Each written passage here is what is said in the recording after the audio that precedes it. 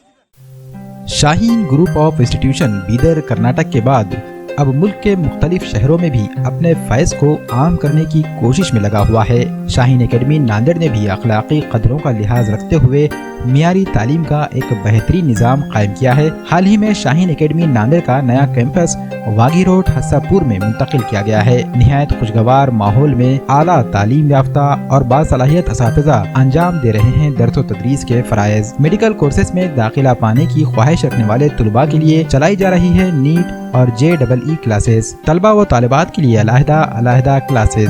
सभी तालिबात के लिए पर्दे का है खुसूसी इंतजाम। गैर मकामी तुलबा के लिए हॉस्टल की भी है बेहतरीन सहूलत। हॉस्टल में क़याम व तआम का भी किया गया है नज़्म।